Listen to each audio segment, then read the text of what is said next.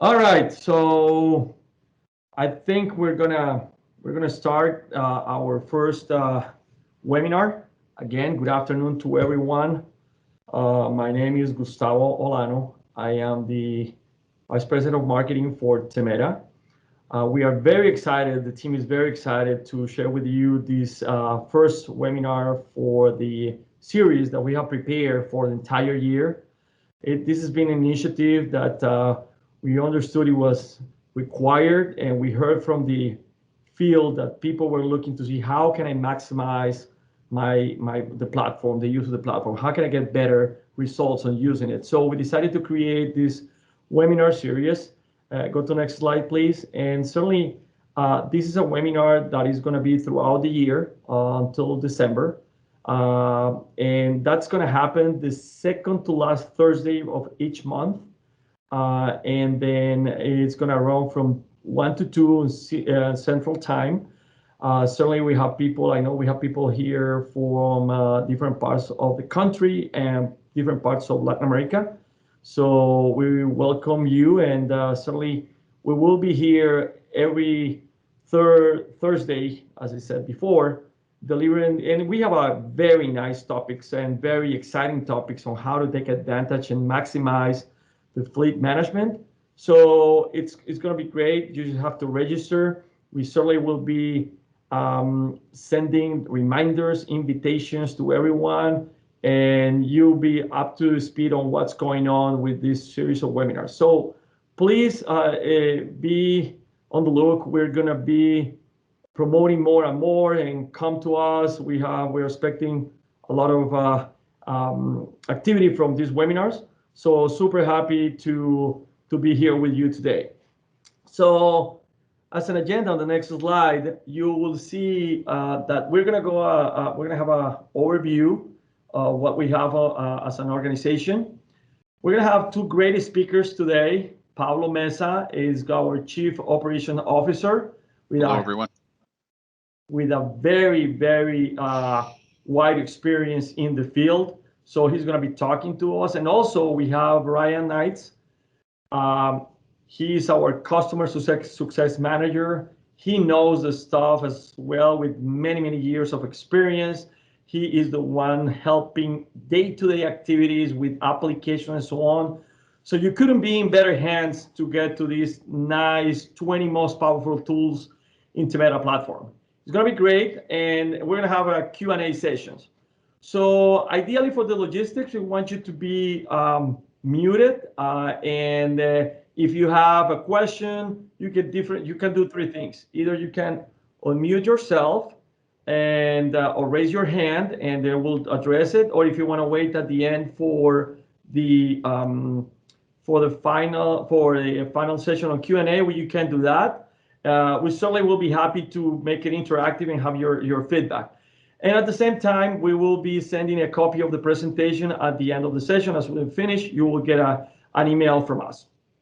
So without further ado, let me start by starting who is Temera and what do we do. So this is an organization that was born out of a 70-year-old company with a very strong history on manufacturing technology and creating technology.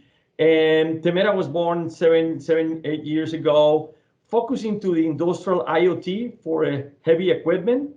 And we specialize in that particular segment. We serve different markets. We serve the construction market, oil and gas, rail and intermodal, many other markets, but we specialize on the industrial IoT. We certainly provide all type of communication and integrate or normalize data from the different assets that you can connect. We bring into a platform. We can integrate with ERP. We got different type of equipment, and we provide valuable information for fleet managers to be able to efficiently operate and manage their fleet.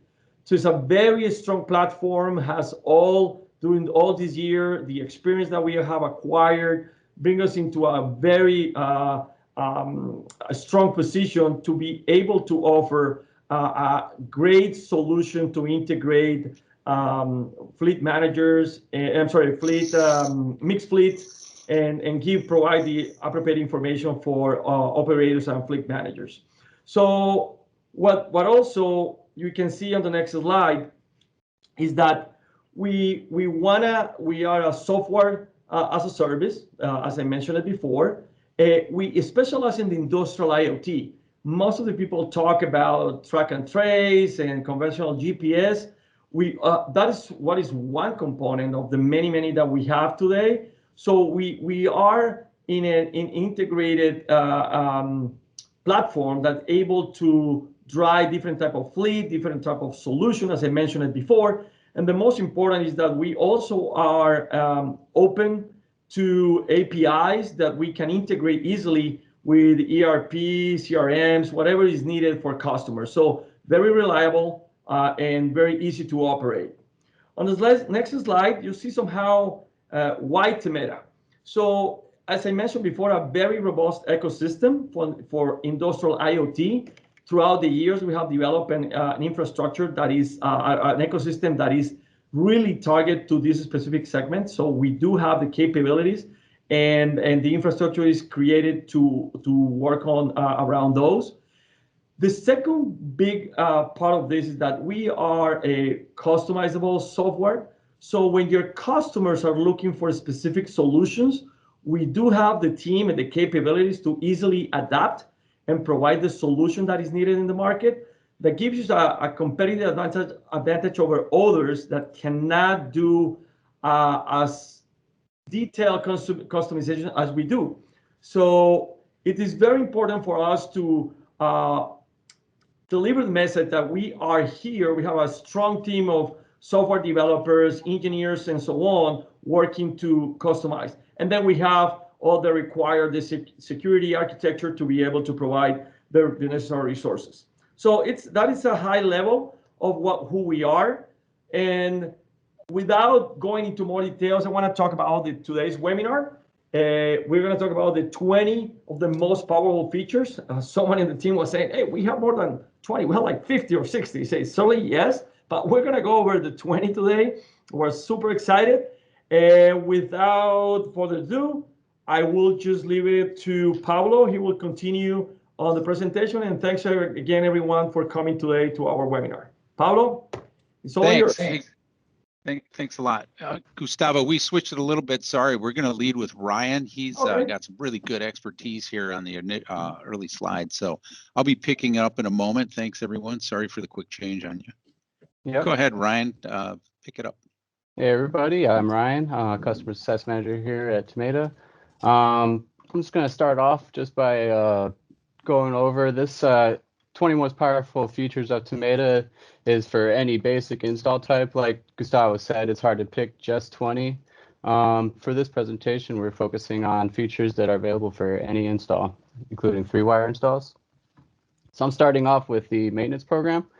Temeda has a powerful maintenance program. You could set up maintenance plans using calendar intervals, engine hour intervals for preventative maintenance, or odometer, or any combination of the three, really. Our program's easy to set up, and you can easily customize task lists, and you can attach files such as like PDFs, so you can attach things like a task list, instructions for preventative maintenance, a parts list for preventative maintenance.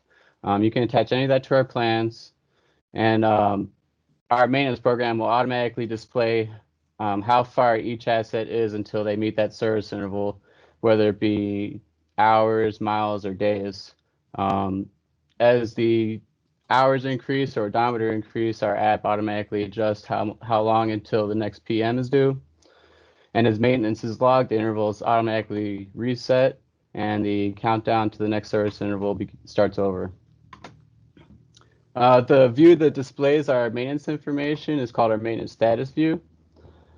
This view can be exported out of Temeda as a report. So any of our reports can be scheduled to be automatically sent out at any time on a regular schedule. And the task list and PDF files can be easily pulled up on the Temeda smartphone app. And the maintenance can be logged actually from the smartphone app too. So this is ideal a lot of times for maintenance personnel that are working out in the yard or otherwise away from the PC. And since the report can get sent out automatically, you can schedule each branch maintenance personnel to receive a copy of the maintenance status. So that day they can just come in, they can pull up their email, get a report in there, showing them what maintenance is going to be due that day, so that they know what to work on. And then when they get in their field, they can easily pull up the actual task list and parts that they'll need easily from this Tomato smartphone app. Another thing that we have integrated into our maintenance program is maintenance alerts. So with our alert system, you can automatically receive a notification via SMS, text message, or email whenever an asset's about to be due or overdue. And you don't actually have to do a notification. You can just trigger the alert so that you can look at the alerts being summarized in the Tomato app. So what some companies do is they'll have the maintenance due alert go to the maintenance personnel on the ground, and then if the preventative maintenance becomes overdue, then that would be a different alert that would go to maybe the maintenance director or something like that, that just so you can kind of escalate it up as it becomes overdue. So a good preventative maintenance program helps our customers get a longer lifetime out of their assets, which helps keep costs lower. Helps get better performance and efficiency from their assets, which helps improve productivity. And it prevents equipment downtime, which improves equipment utilization.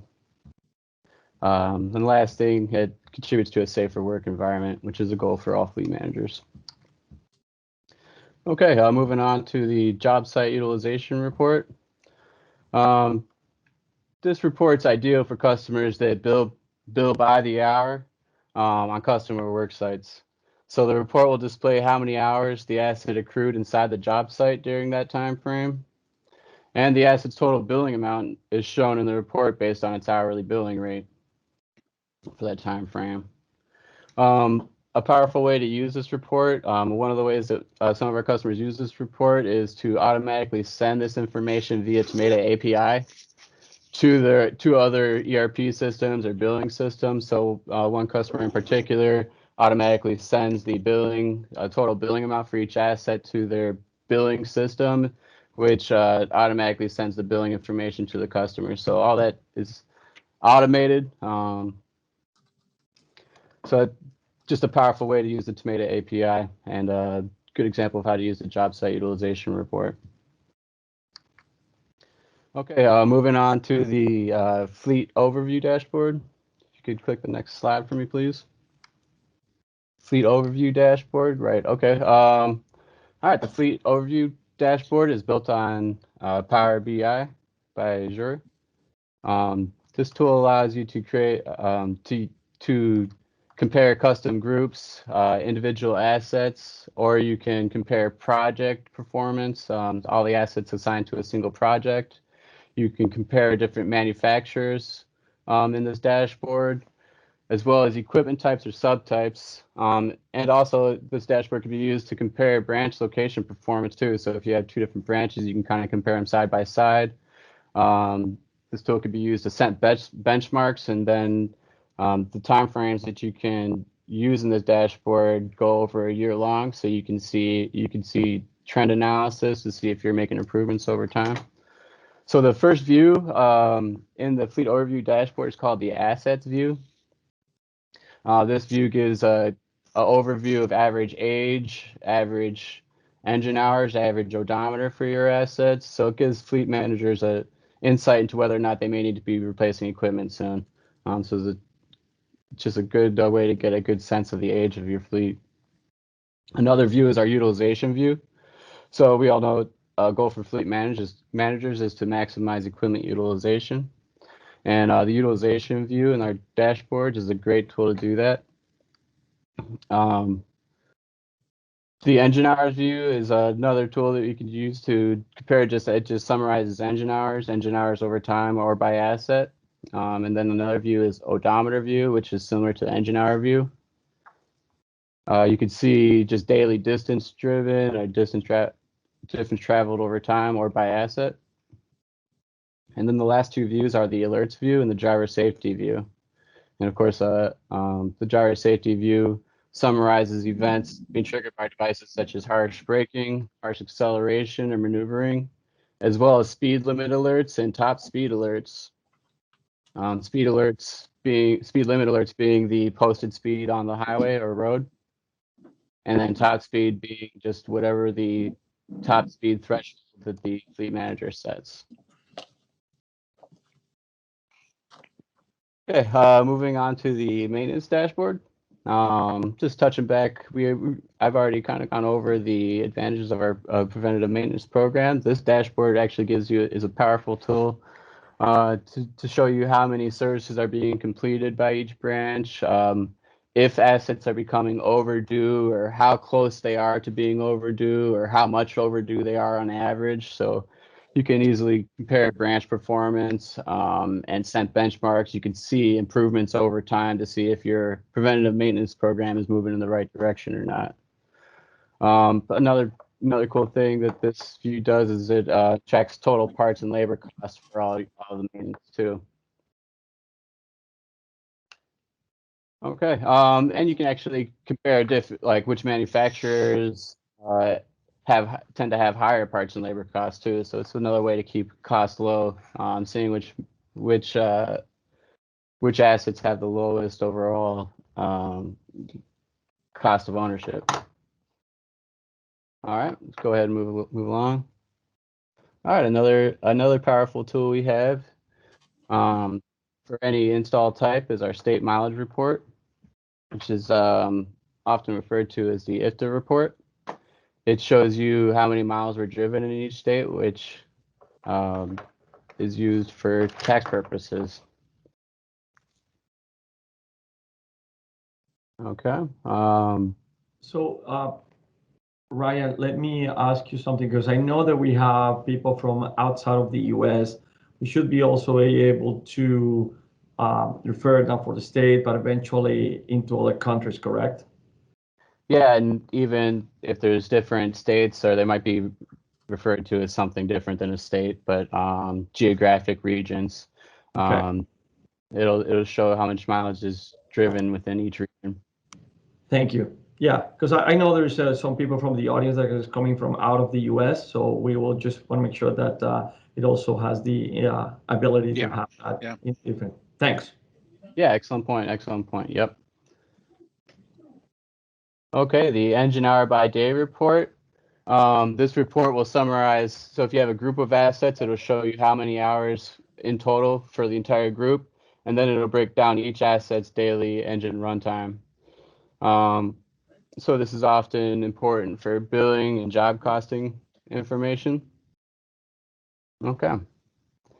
So idle program is useful to help lower costs in an organization.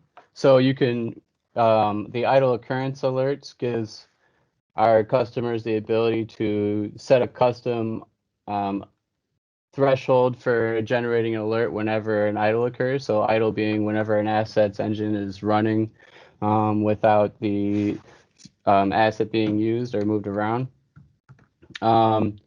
So idle occurrences, you don't need to actually trigger notification like I said before, but if you use our alert to save idle occurrences, you can save these events, and then you can kind of track your progress over time. So it's month over month, you can see if your idle occurrence events are actually getting lower over time. And this way you can also generate a report showing how long the idle occurrences actually were. So on a case-by-case basis, you can address coaching needs for operators. And then this also could be used, say you generate a notification to go to personnel on site. So say you have an asset that reaches a 30-minute idle time, which would be unusual for that work site. So if you generate an alert to go to the team members, that situation could be addressed immediately to help increase productivity and equipment utilization. Okay, and the next up is the Gyroscore Card. And the reason it says /details is because there's a driver safety details report also. So the scorecard summarizes the total number of safety events. And the safety events for each asset, so the safety events are harsh braking, harsh acceleration, harsh maneuvering, top speed, and speed limit alerts. Based on how many events are generated, the report shows the risk level. There's high, low, and medium. If you, in that report, you can actually click on the numbers and it'll actually pull up the detail report showing you the individual occurrences too. So this speed limit alerts are based on posted speeds based off the Google Maps. And this report, just like any of our reports, can be automatically scheduled or exported out of Tomato and be sent to safety team members or management. And then, of course, this is great for an overall coaching program to help improve driver safety and driver behaviors. And what goes hand in hand with that is the speed limit alert. This can be used to configure notifications so that branch managers or safety personnel can be automatically notified if a speed limit alert is triggered, so that coaching can happen, you know, whenever the operator or driver gets back to the branch location. That can be addressed with them immediately. Or you could just save it as an event, just like we talked about with the idle occurrences, and then you can kind of get a sense for how many of these speed limit alerts are being triggered, and then you can track your progress over time too. In this way, you can kind of track your trends and see if you're actually making improvements. Okay, I'm going to go ahead and hand things over to Pablo. All right, Ryan, thanks. Yeah, thank you. Well done. So some of the features that Ryan went through were used by different types of users. So I'm going to mention a little bit here and there who might use these as we go through to the second half here, the top 20. I think Ryan went over half of them, but in this case, the TimeExceed with in a location, really, this is a quick alert that can be quite useful when you have to do something rapidly, right? When you want to know someone's exceeding their time within a location, you don't want to know about it 3 days later. You want to know about it now. So that's very important to be able to set these up and have the custom do this on your own. So set it, and by your own, I mean people within your company that have the different roles that are distributed to them, where they can make these alerts go. And then you can really, every alert I'm about to cover here, you can finally fine tune in who's notified. It could be as many as 20 people, it could be one person only. So in this particular alert type, it's how long is an asset within a location. And it really, you can set this form up, and for someone that's used it before, 15, 30 seconds, right, Ryan? If you, I mean, it's pretty quick to just click and set up. And the training for that and how to get to that, we have excellent help documents. And then you're always welcome to give us a quick call. We have a customer support person online too that can direct you to the right person if additional training's done. But once trained, it's really, you're standing on your own quite quickly. And that's something we pride ourselves on, that you can manage your fleet and you don't really need to come to Tomato for it once you're trained and fully deployed. So next slide, please. So location, entry, exit, in, dash, out, stop. Some of these alerts and reports that we're talking about have long titles, really because of how much stuff is baked into them. So you get an interesting combination, and then you end up with these titles like this. But here, Geofence Alerts let you know when an asset enters an area, and the geofence you set up yourself as well. And that setup is done in a different part of the app, but it's pretty quick, and you just click and drag it, and you end up building this fence around this geographical area. And then once you set it, you can name the area, and then you pick the area. And then what this alert will do will let you know when an asset comes in there. It'll tell you when an asset leaves there, and it'll tell you when when there's any kind of activity from entering and exiting, including stopping in the location. So next slide. Now this is a report, right? But you could still do things based off of reports. But in this report, the events that occur for an asset within a selected day. So it says stop start, but you're offered several things. And you'll see, if you can see, I know it's a little small, but if you can see across the titles there, we for an asset, we can tell how many trips for that time period an asset had done. And a trip is when you start and stop. Total mileage, the maximum, the highest speed that was traveled within that time, and several other columns that go on, really describing more details about what this asset did throughout the period of time that you did. So this summarizing is a great way to take a snapshot of a week, a day, a month. You can even get trends out of it and start understanding how the assets being utilized by your staff. And then there's the activity detailed report with stops that's also available, and it includes stops that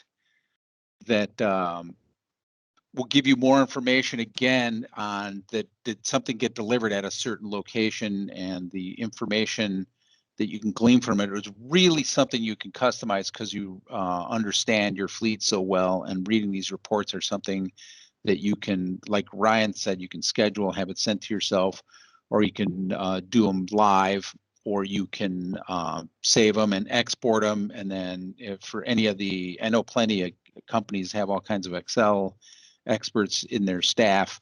You can also just extract this data and let an Excel expert or someone who's pretty savvy with number crunching go at it for additional information. And that's also well supported by the earlier dashboards that Ryan showed, where that information can be dragged and clicked and put together and presented the way you'd like to see them. So next slide. So fleet summary report is kind of more of a high level look at the fleet, and you can know for your entire fleet, summarize the engine time, travel time, idle time, total distance. And you'll notice different users or different companies with different needs will find maybe travel time is more important than idle time, or engine time might be far more important for someone who's involved with maintenance and wants to understand how much time their engines or their vehicles are running. Total distance, and then the total stops over a date range. These can all be made available and summarized and sent to different departments, different individuals, or all to one person, but scheduled and you can pepper it throughout your week and customize when you get all these summaries. Something I like in that report actually is it counts the number of active days during the time frame for that asset. So if you say you do like a group of all your wheel loaders, and you know you need a wheel loader from one of your nearby branches or something like that to move to a new project, you can use that report and see which of the wheel loaders aren't being used or is inactive, so you know which one to actually move to the new project. So another interesting way to use that. That's a good point. So you really end up learning things that may not be so easy to tell when your assets are out there and performing work. But once you have information like this available to you, that kind of more detailed information starts popping out. It's a good point, Ryan. So the off hours usage report, this is when you can detect motion or the engine's running and there was a period of time that you had set where this asset should not be used. We've seen customers use this in several ways. One way that comes to my memory right now is there was a vehicle that's not supposed to be used on the weekend, and it moved, and there was a report, and an alert went off, and they were able to quickly determine why the vehicle was being used. And it actually turned out that an employee was doing something on a Saturday that the manager did not realize was occurring. So it wasn't a bad event, but it was still interesting that he was able to see that and talk to the guy and see what the activity was about. But can also be used to help secure assets that you have in an area and you really don't want them used, it can be a type of warning that someone's starting a vehicle or doing something that hasn't been assigned to them. So next slide, please. History trail is interesting. I like using this one a lot myself because of the kind of detail you can get from this. It really just shows you a dot and the baseline configuration that we're talking about here. For every minute, some type of report would be sent from the telematics device and it will put a dot on a map. And these history reports, you can there's multiple colors in them, and red and green is stop and motion.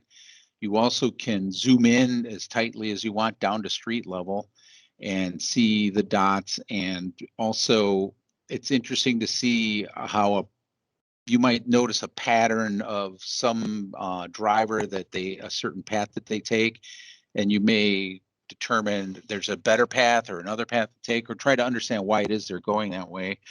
And it's just a great way to get a snapshot and not have to try to remember everything that happened all week long. So you can just come in here and do it. And also you can just run it too and hit play like you would on a recording. And that play, pause, and rewind buttons that are offered at the bottom of the page are also interesting to click and can give you some insight onto what the vehicle's doing and how it was moving historically.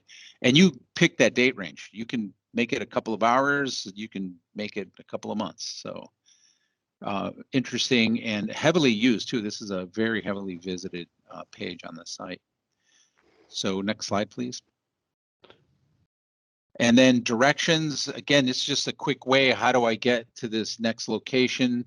This information is made instant and available. All these features that we're showing in the presentation here are taken images from a desktop, but these are also available on a mobile device. And the mobile device doesn't matter. It really just needs to be able to run a browser, and you could log in just like you would from your desktop. So this information is pretty helpful for people that are actually out in the field in the asset if they wanted to know how to get to somewhere or how to get to the asset itself. You can also learn that from this kind of get directions. All right, next. Find nearest asset would be a way you could determine where the closest asset is to a certain selected asset. So you find the closest asset to a selected asset, and then the assets are sorted by distance from the target. So you will see a list appear and show you which is the closest, which is the next closest. And then if you needed to get to that asset, you can use a combination of that and the get directions to how to get to where that asset is at. And that's available all the time too. Again, also available on iPhone and Android phones. And then the proximity report summarizes the events within a specific distance from a location. So you target what approximate to what you would set that up yourself. And then you could do it. And Brian, what does it mean here? Help me a little bit on the speed part of the proximity report. The speed, Yeah. GPS speed miles. Oh, that's how fast it was traveling when it came within the proximity of the location that was selected. Okay, great. Thanks for jumping in. I told you guys Ryan's an expert on this stuff too. So thanks, Ryan. So next slide, please. I think we're pretty much. That wraps us up. Okay, great. Pretty much on it. So I think you got it. So Ryan and Pablo, thank you very much. It's exciting to see all the good things that we have. You see all these reports, alerts, all the features, really looking into productivity, asset utilization, reducing costs, safety. There's so many good things here that certainly, again, we can do more and we can stay here for a much longer conversation. But I think we are kind of on track with timing. We had these 15 minutes moving for Q&A and for the audience. If you guys have any questions right now, if you really want to get deeper into one of the topics that was covered, please unmute yourself, speak up, or if you want to just send it on a chat. We'll be happy here to answer any questions. We have Paulo, we have Ryan. They are the ones for the tough the questions. I can do the easy ones. So they are the ones who really do the deep stuff. So yeah, please feel free, jump in and then do whatever that is. So we got, again, we have how long is it? Yeah, it's 40 minutes. We're gonna 5 minutes earlier, which is great. We just give it that time back. But yeah, if anyone has any questions, happy to answer. Happy to I know it's always hard to be the first one to ask the questions. So hey, then we have one here. So we have, yes, please go ahead, Oscar. You got a question? Thank you, Gustavo, and all the guys that have been talking to us. I understand that you have the possibility to have a personalized solution. Can you give us an example for a construction sector, for example? You want to take that, Ryan? Sure. Yeah, we have a few different things that we can customize. So you can customize the logo that's being used in the map. So when your customers or users log in, they'll see your company logo. Things we've done for other customers have been custom login pages, custom URLs. We've also had the ability to customize which engine data elements are displayed in the asset dashboards and in Tomato. So we also have the ability to customize how you want the devices programmed, how you want them to report. Pablo, help me out. Am I missing Yeah, some the other frequency things? of reporting, right there. So you can customize in a couple ways. The asset or the telematics device itself, depending on what's done, and we're talking about base installs, they come with a standard 1-minute reporting, and they're programmed to report health every 12 hours. There's adjustments that can be done to the telematics device themselves. Have you, Oscar, yourself seen any customizing at the telematics level that you're accustomed to? No, is that general questions because I want to understand more about the products. Oh, okay. So then on the other side, besides customizing the telematics, Ryan hit those so that the user experience can be customized with the look of it, and then presenting data in certain order across what's called the grid of information that's customizable. And then if you got an enterprise company or somebody that really wants to dig, a group that wants to dig deep and get customized information sent to them via APIs, we're also available for that type of activity. But that goes beyond just the base install data is there, but to customize APIs, that would be could be considered as a special request or project. And then customizing the UI, we would just train people on how they can do that and how they can set their lookup on the UI itself, on the product itself. I'm glad that you touched on that, Pablo, because yeah, as Pablo mentioned, if it's a special request, we do have the capacity and the knowledge and the resources to be able to get to that level if something special comes up. So we do have that. We have the capabilities.